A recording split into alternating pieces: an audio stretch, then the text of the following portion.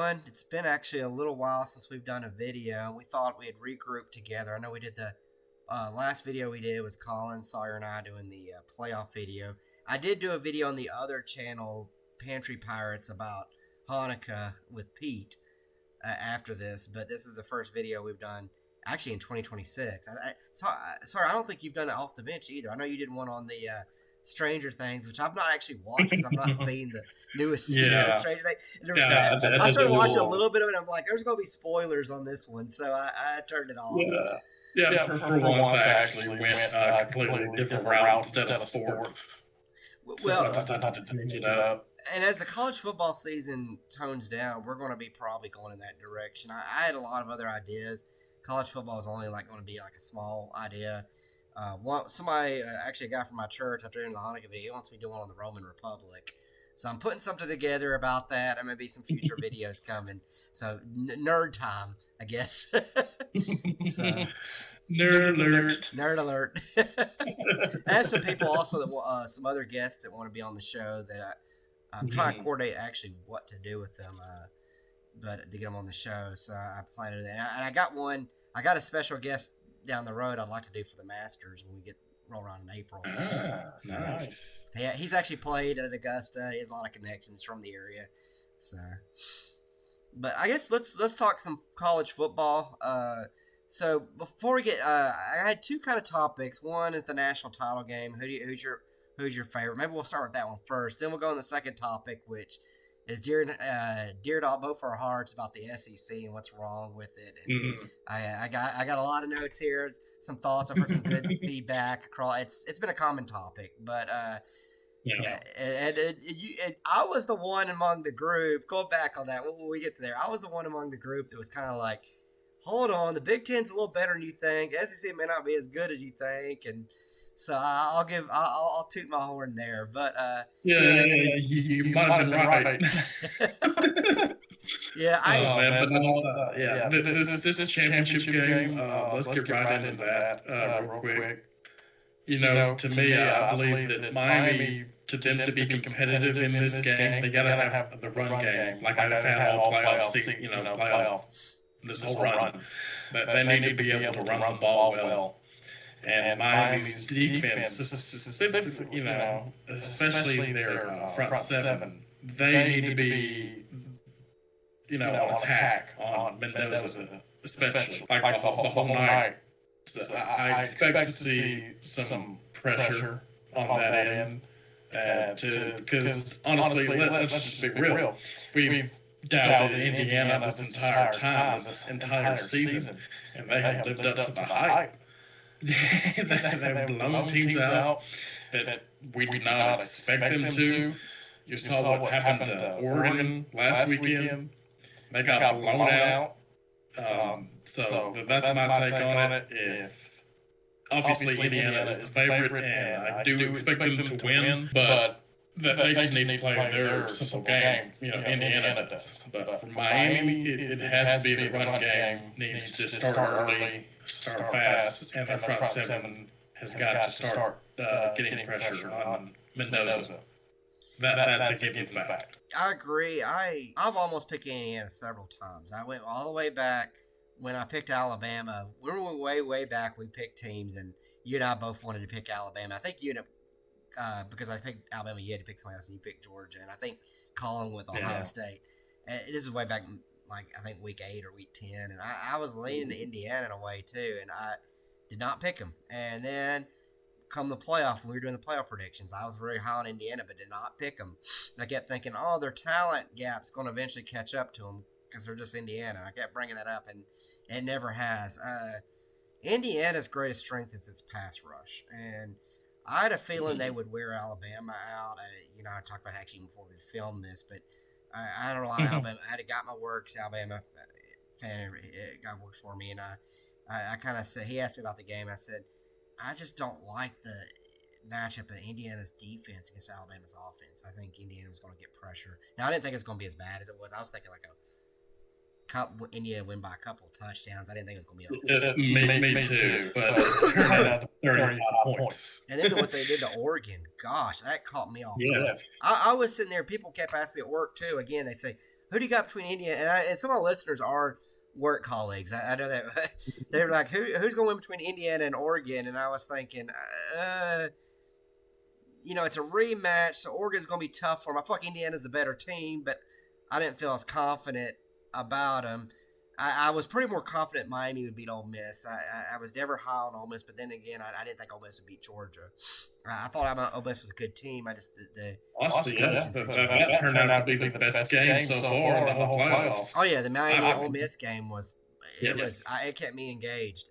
The Georgia Ole Miss game was pretty good too, but I think Miami Ole Miss was better. Yeah, I agree, but yeah, I tend to think Indiana's going to win this one too. Miami's defense can keep it interesting, though. I think Miami's good enough to keep. I think it's going to be a low-scoring game because both teams rely on their defenses. I do think Indiana will get just enough points. I think they end up winning their first national title. Is it ever? I don't know if they have one. I think it actually is. Okay, I was gonna say if they have one, it's probably back before TV existed. which is crazy. Which kind of gets into another thought I had on Indiana. Man, is Cincinnati and Indiana putting pressure on everyone. I think I brought this up maybe in a past podcast. That is 100% true. Think about if you're Florida or if you're Auburn or if you're Nebraska. I mean, even Tennessee. It's like, we haven't won a national title forever. We've sucked. We got a lot more resources in Indiana. Why can't you win? And also, it's going to be every coach in the country is going to feel the heat. Because look what Indiana did. And Vanderbilt's kind of Indiana lied. In fact, they had at 10.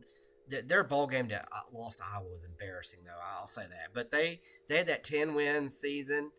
But so they're another one. It's kind of like that. But it's like Indiana.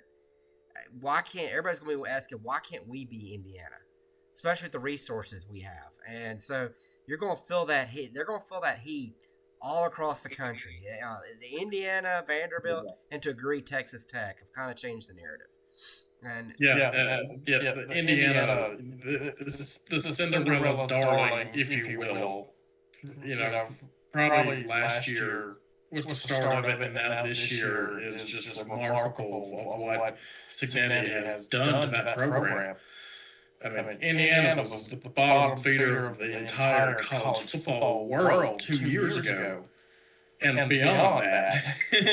But now it's just remarkable and insane what they have been able to do during this run.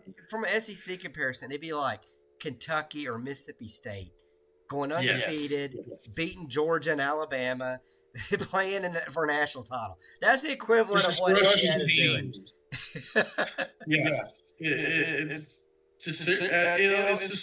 It's hard to still believe that they're this good. Yeah. I mean, came out of left field. I would have put you on the spot. I know how much you love Nick Saban. Is Kurt Cincinnati, is he a better coach than Nick Saban? Could he outcoach Nick Saban? Nah.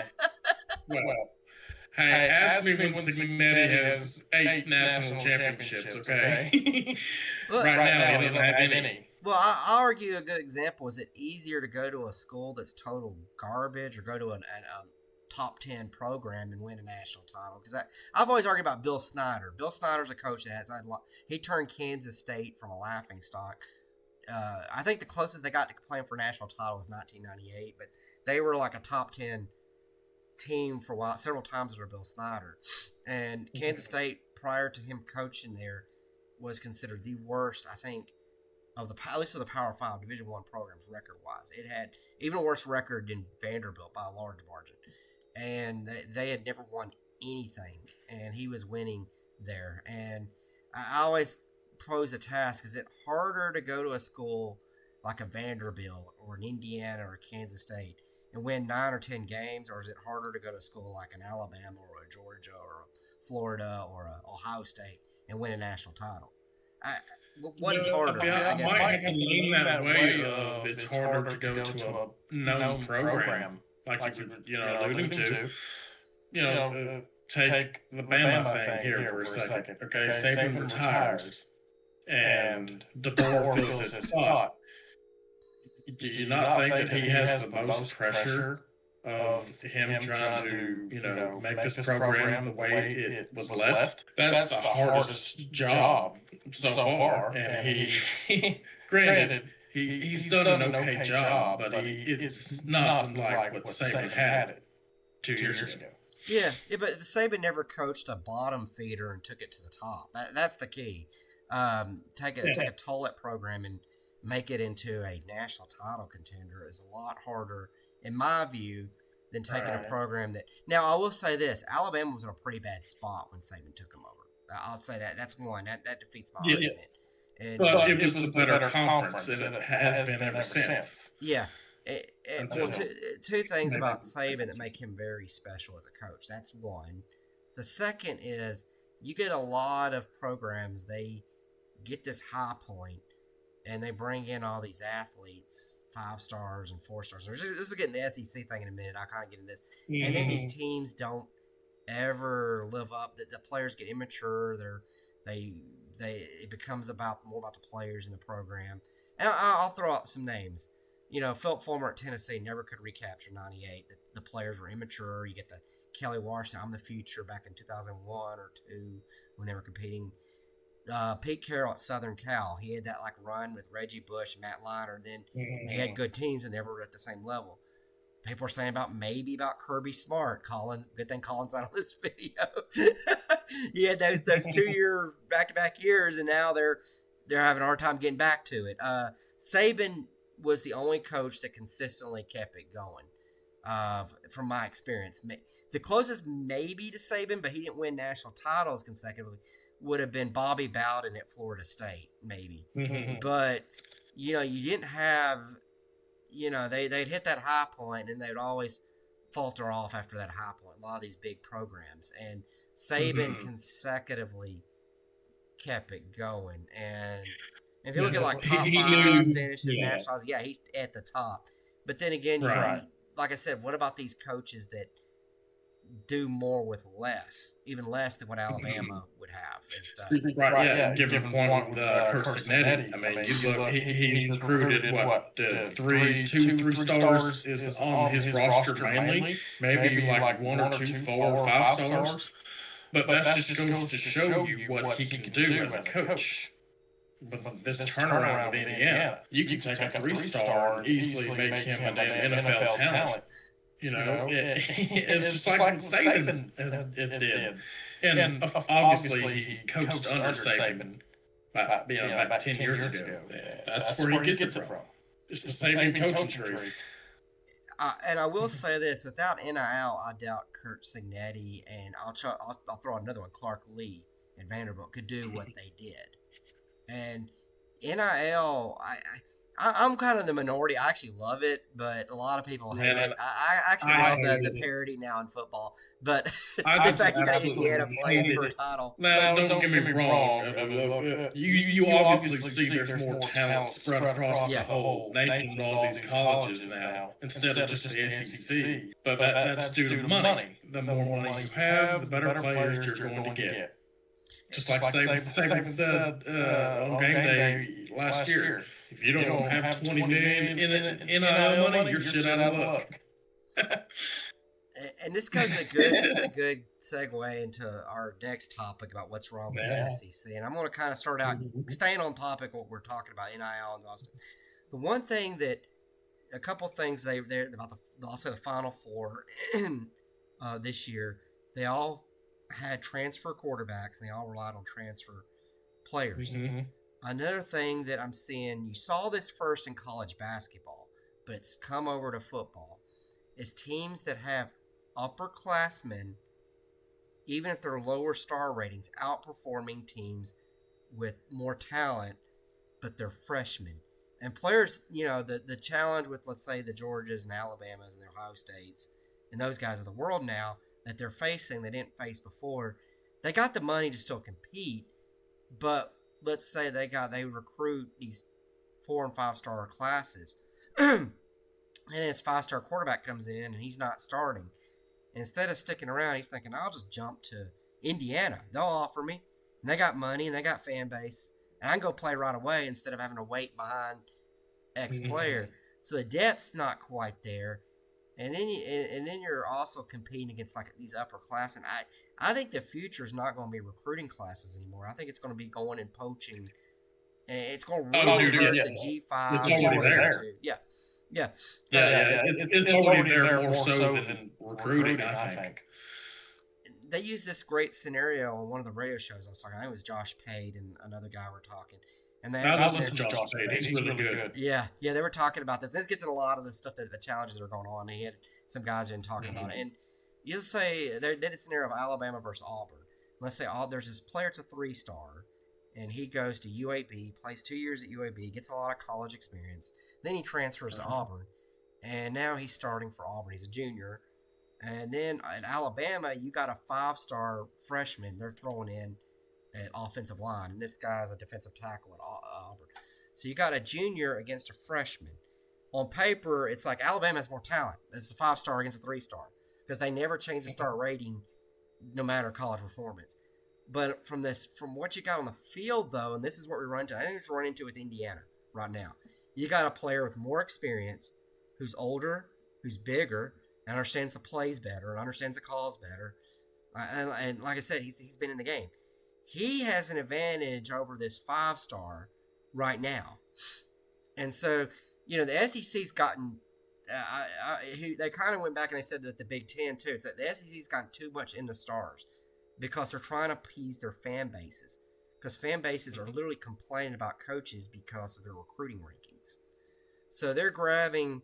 I think Tennessee has this problem too. They're grabbing as much star players as they can, and not necessarily looking and seeing if they're going to be as great a fit or not in that position.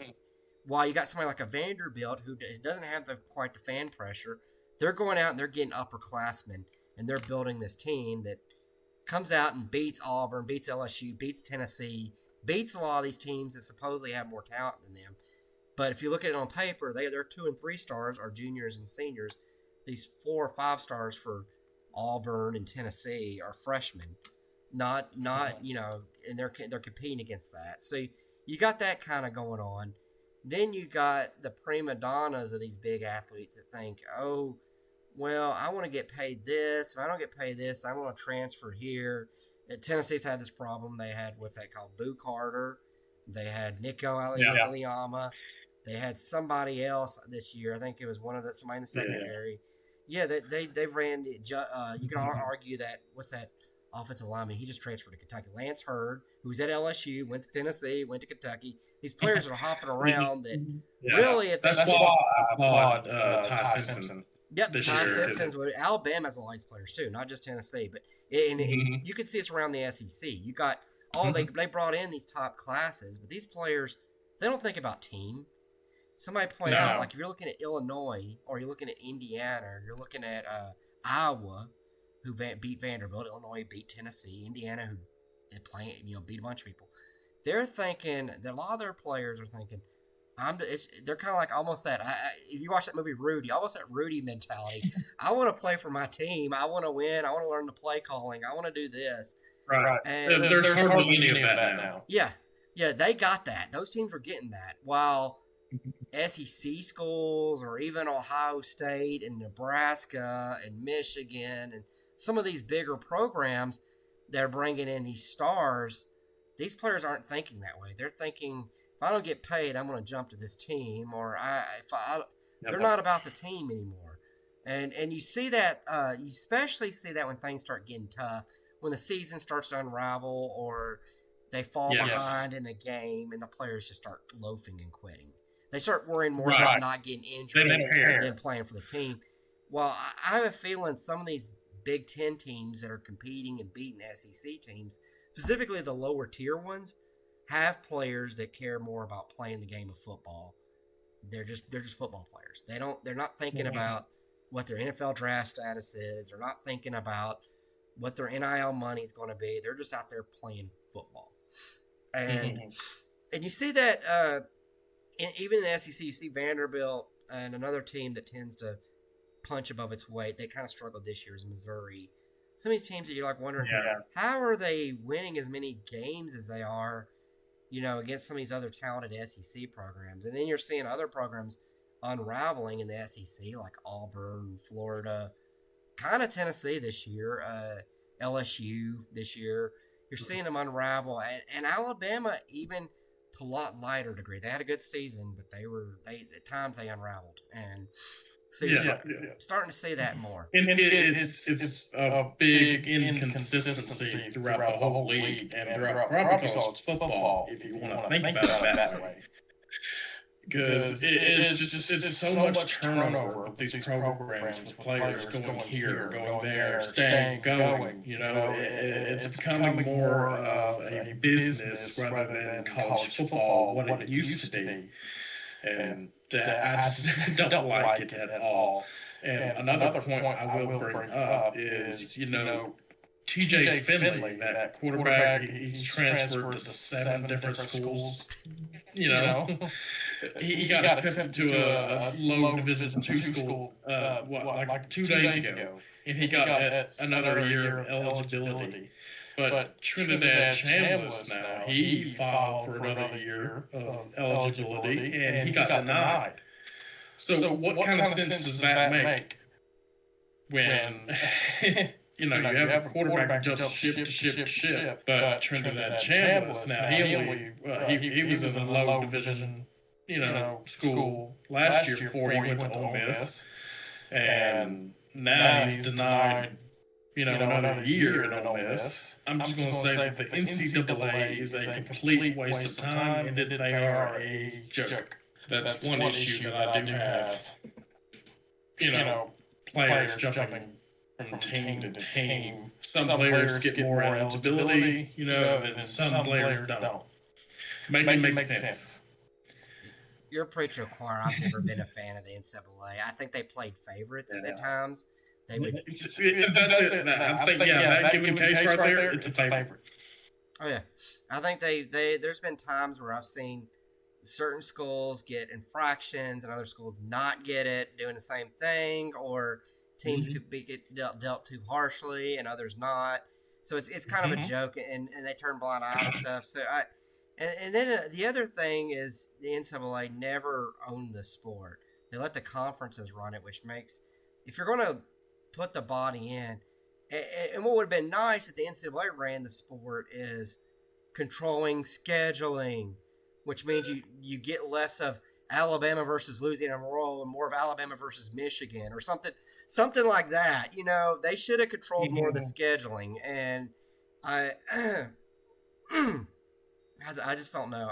It's the whole sport's been kind of, we love it. I guess maybe the sport does work because we love it so much, but definitely sometimes you wonder if the NFL is a better model and all that stuff. But yeah, it's an interesting thing.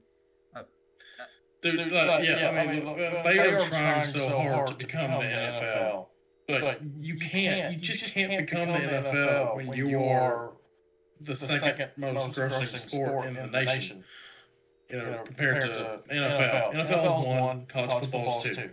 You can't compete with one, especially at that level, with what you're trying to do for what has worked for several years with college football. And now you've ruined it with money.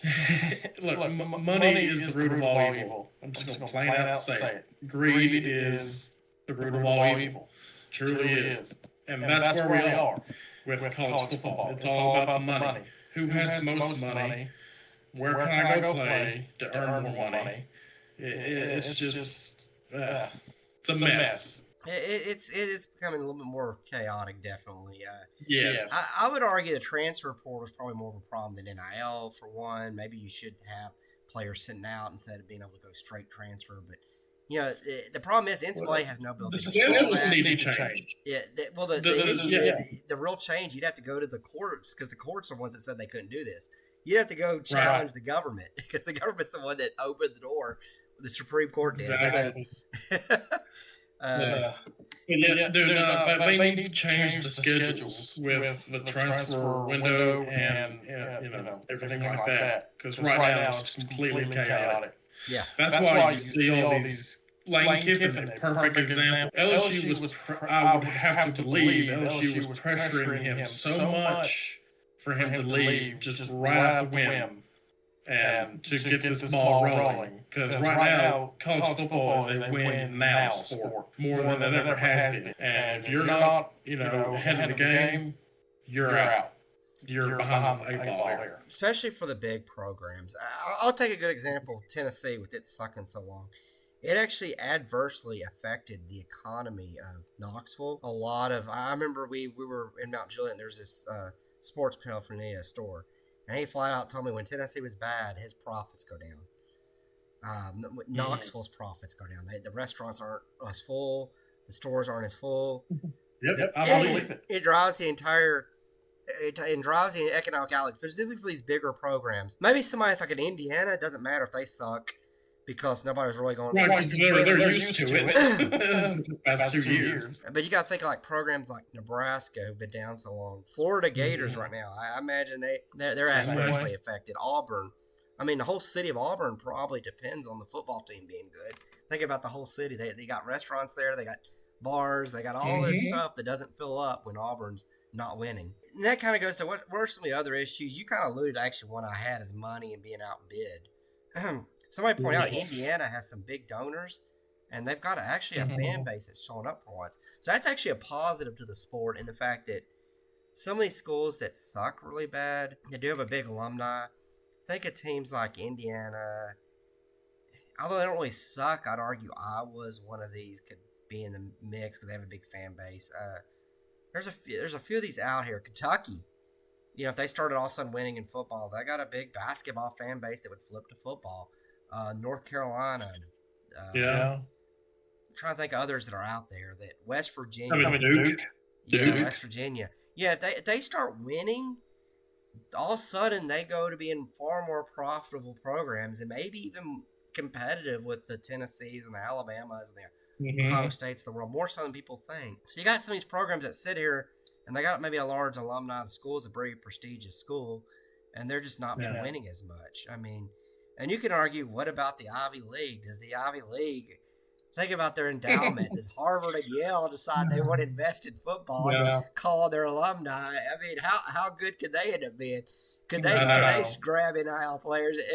If you remember when the sport started, the Ivy League was like the dominant conference. If you know anything about college football, they've won every damn championship every year until the 50s and 60s rolled around. But me and my wife on a call. What about Army or Navy? Granted, I think that they have the problem of if you play for them, you have to serve it. You actually have to be in the military. That kind of holds them back. But what if they started? They called it their endowment. West Point, yeah. I'll bring it back to the money issue from what I've seen through the transfer portal window, especially with Texas. Dude, Texas has been stealing every great player that has been in the portal. Wanna know why? Because they got that oil money. That is why. They probably have the biggest line of donors in probably the whole U.S. Them in Texas A&M. But that's surprising that the SEC ain't doing better with both of them. Because A&M and you're right, A&M and Texas are actually 1 and 2. I think Ohio State has the biggest fan base. Texas and Texas A&M make the most money of any college football program. And so you're wondering when are these Texas schools going to – because they could show up and start dominating. There's a reason I think Texas finally joined the SEC and saw the money. They just got to start winning. If they start winning, they're going to be they could be an unstoppable force. I mean, they could push Alabama and Georgia to the side if they really got the right coach, the right players. I think coaching still matters to a degree, but there's no doubt that it does. And you can say that there is a lack of that in the SEC this year, other than a talent perspective. I heard an interesting perspective, and this is from an insider that was talking on one of the radio shows. He said one of the things that the coaching focus in the SEC, the way they're doing it, actually hurts the SEC. He was saying you got hold of the Jimmy Sexton, all the agents, and they encourage, where it's actually hurting the SEC is not head coaches, it's actually assistant coaches. And these schools, they encourage you to hire a big name rather than the best fit for that position.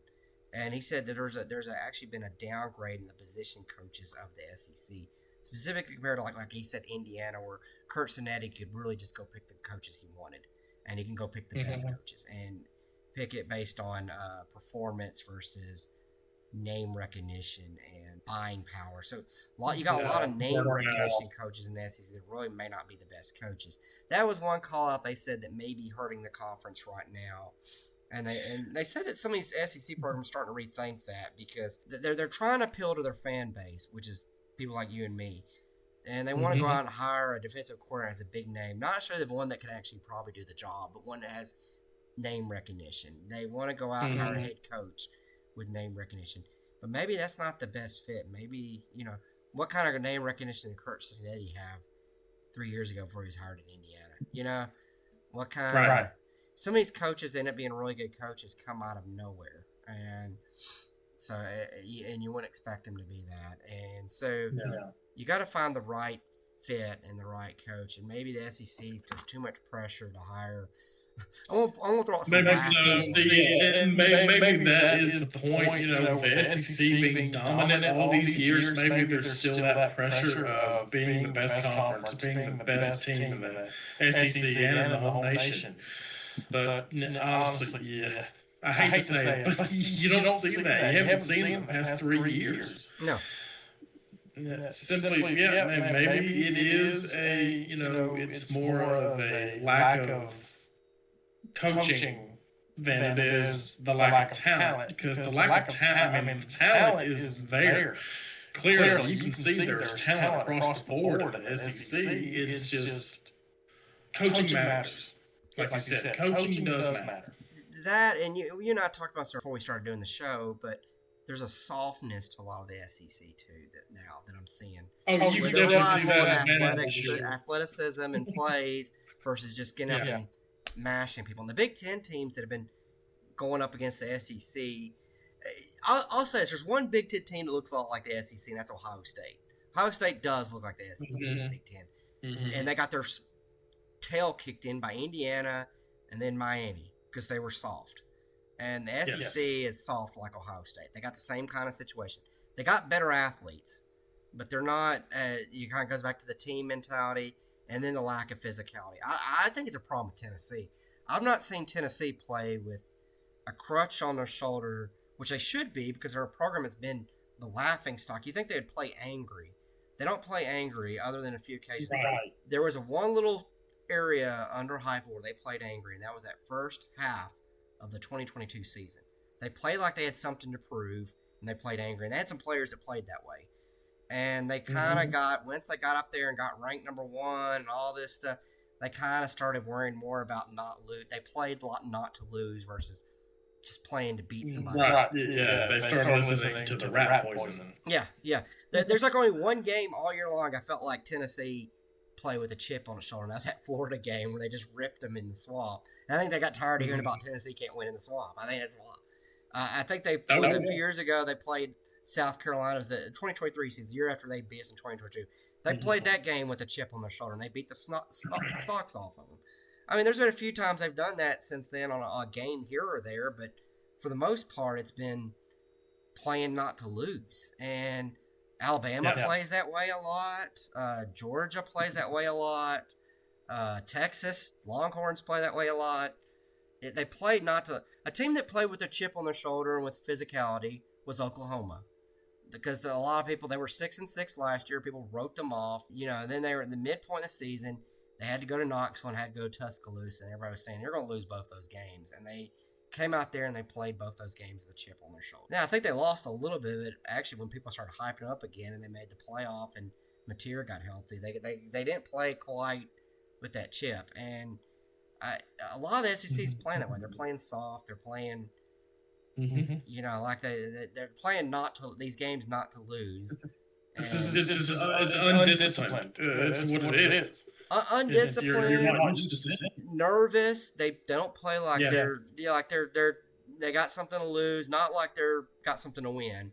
And that's a mentality. You're playing like, I got to play this game. I got to not lose. Instead of thinking, I got a chance to play Alabama. I'm going to go out there and just smack them around. I'm tired of hearing about them. That should be the mentality they should have. Who cares if the scoreboard? I just want to go out there and play my best. Exactly. Beat the crap out of them. What Saban has preached his whole time. It's what can you do on the next play And guess every who's playing single like that game. right now? Guess who's playing with a chip on their shoulder, and not Indiana. looking at their ranking, not caring about playing not to lose. Exactly. It's Indiana. It's like, what? Yes. What can you do on your next play to make you better? It's a focus to detail, and that is not happening at all, except for Indiana. Yeah, maybe a few teams here and there, but yeah, besides Indiana, Miami's playing that way. I think Miami's playing a little bit the chip on their shoulder right now. Yeah, I would have to agree. Yeah, because of course, you had the whole buzz of, was it Notre Dame or was it Miami who got into the playoff? Clearly, Miami was the right choice, but I think that they heard that. And they were like, okay, no, we deserve to be in this thing. Let's go win this. And they have a chance. Yeah, it's been an interesting year with the SEC. You're right. That they don't feel like the best conference anymore. They might have the most depth, I'll say that, but they definitely don't have the top. It still stands out to me going in next year is probably Georgia. Maybe Texas. I don't know. I just have a hard time buying it. It has to be Texas. I mean, with what they've done so far in the portal, it has to be Texas. Them and Texas, Georgia and Texas will be really good next year. Outside of those two, I don't know if maybe Oklahoma. I don't know who in the SEC is that good. A&M seemed like they were more of a product of their schedule. I kept bringing it up in past podcasts, and it came true. I think they were a good team. Don't get me wrong. I think they were a top 10 team, but I think them and Ohio State especially had easy cakewalks to the playoff. Well, I mean, Indiana did too. But I'll disagree with you. Indiana beat Iowa, which is not a laughing stock. But they did beat Oregon at Oregon. Yeah, they beat Oregon at Oregon. They beat Illinois, beat the snot out of them. They had a game at Penn State, and Penn State kind of went off the hill, but still wasn't an easy game. So they had 4 legit opponents I could think of off the top of my head. There's probably somebody else maybe in there I'm missing, but that's kind of a good team. But I feel like Indiana actually played good opponents. Ohio State, there was nobody on their schedule that was anywhere near them, and it showed when they ran into Indiana and Miami. I mean, it showed. Yep. They were not up, and A&M kind of was like that too. The only team that really was like, oh wow, was Texas. That was the first game of the year. Yeah. It's the unbalanced conference scheduling is kind of a factor too. I take the ACC for example. Was Wake Forest or not Wake Forest? Who was it? Duke and Virginia. A 7-5 Duke won the conference, and they stuck Miami in it. To me, it's showing that the conference championships is a joke because Miami was clearly better than both the teams in the championship game. They played a harder schedule than they did, and it's the scheduling's imbalanced. A&M not playing anybody outside of Texas, Longhorns have lost to. In the top half of the SEC is a good example. There's others out there that really just didn't really. Ohio State did not have to play Oregon, did not have to play Indiana, did not have to play. I think they did have to play Illinois and Washington. That was like their 2 best. And they eventually got Michigan. That was kind of their best opponents, but so I guess they played some good people, but Michigan, I'll give them that. Michigan and Texas were two good opponents, but you see certain teams playing softer conference league schedules than others, and you really don't know either because nobody knew Vanderbilt was going to be a tough opponent. A&M had LSU and I think it was Auburn on their schedule. Looked tough at one point. So you never really quite know what teams are going to be good and what teams are going to fall off 100%. Now, you can kind of guess that, Alabama or Ohio State's always going to be a tough opponent, but you can't really guess everybody, specifically some of these mid-tier teams like a Tennessee. You don't know if Tennessee is going to be a 10-win season or an 8 or 7-win team. So. Yeah. Lord. But I don't know. We'll see what happens come Monday. To me, I expect it to be a low-score affair if Miami can put pressure on Mendoza. Like I said earlier, but we'll see. Well, I'll say this: so far in this podcast, with all 3 of us, Colin's not here, but who we've been picking has been kind of like a kiss of death. So we may just give it Indiana the kiss of death, and Miami might win it out.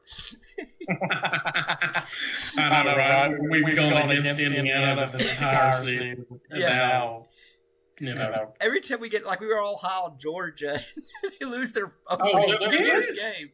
Yeah, man, I was so high on Georgia because I thought they had it together, especially on defense.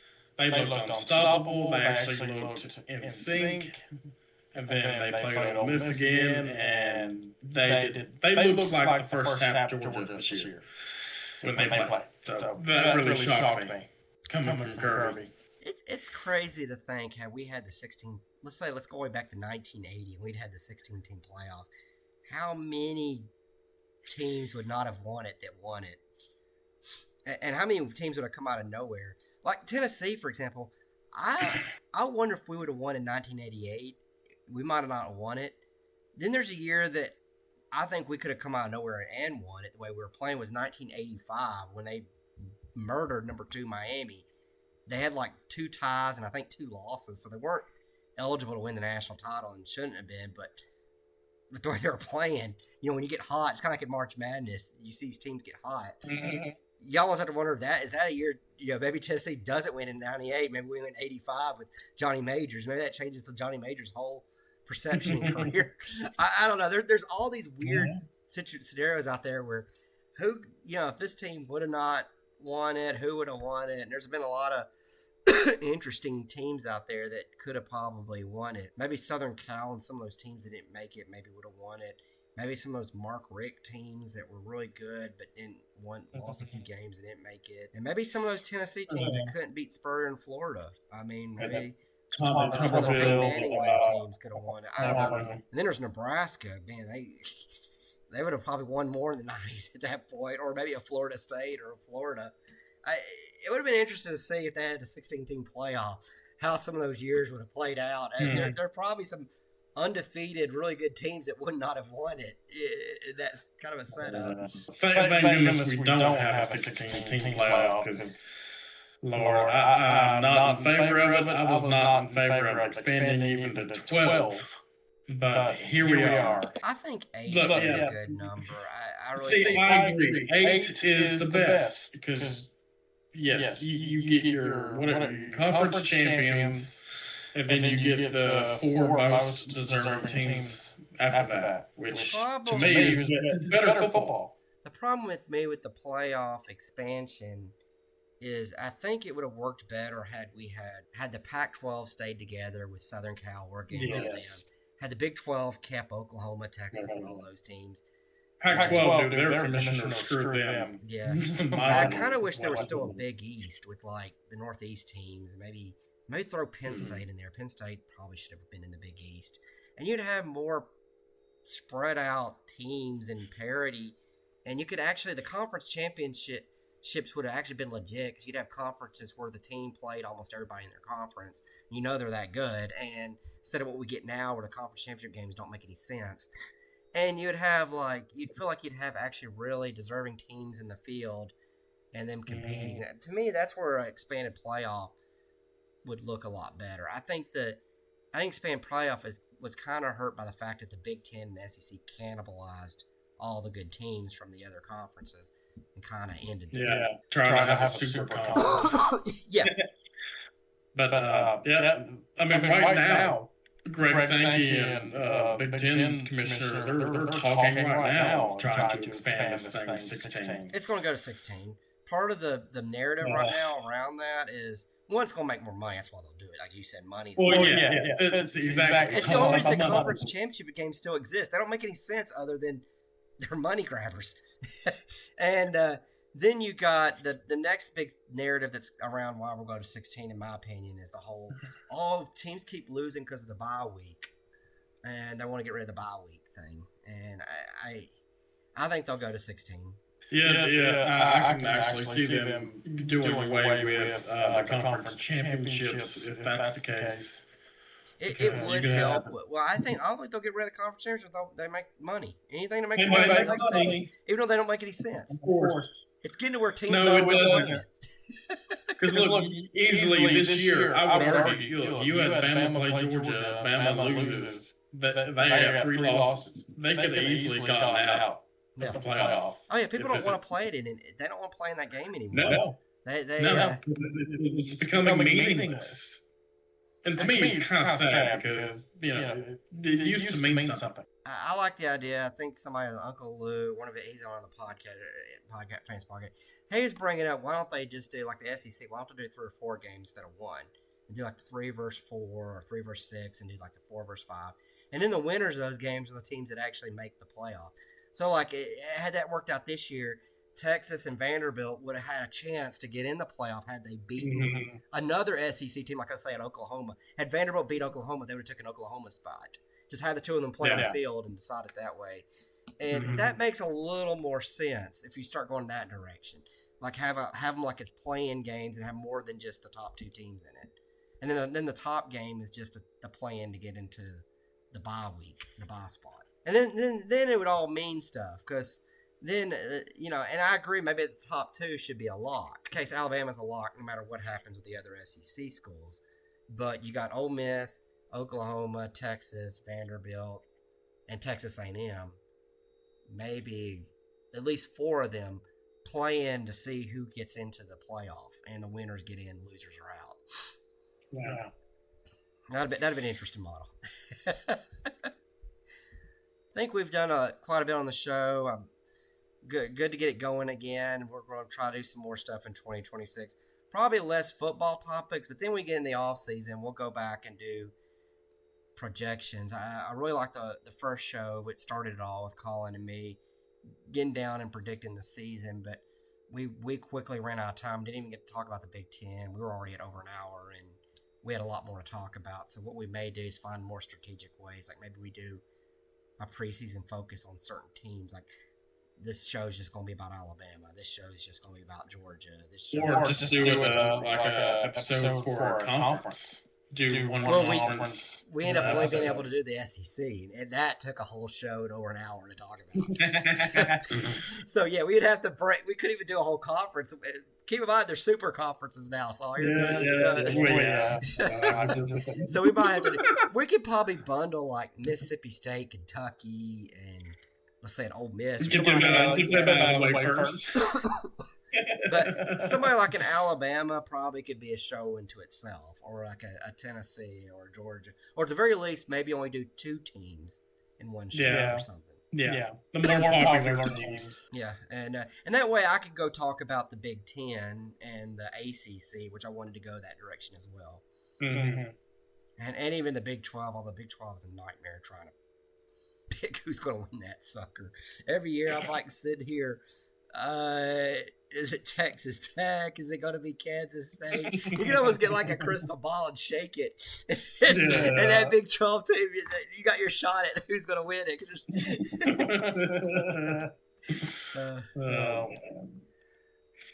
Well, hey, good talking to you, Sawyer, and thank you everybody for listening. Good talking to you. As I said, get on. Really, we got 3 channels. You got Off the Bench, you got Pantry Pirates, which is not sports related, and then you get Pigskin Pirates, which is sports, but we're probably going to do more in sports on here as well. So just go ahead and subscribe to all 3 if you can, and then when content drops from either the 2 of us or Pete or Colin or somebody else, you guys can be there and watch it. So that's the best way to support our channels. Go ahead and subscribe to all 3 of them. But hey, good. Thank you everybody for listening in, and we hope to bring you some good content. Feel free to drop comments if you have ideas. I'd like to bring some more people on the show as well, but some friends, some more to come on that, and some of the ideas we're trying to throw together. But Sawyer, last word. Anything you have to say? Exactly. Just listen. Listen to our stuff and see what you think, and comment and like and do what you will. Y'all have a good evening, good night, and God bless. Yeah. Happy New Year. It's got a little late. Yeah.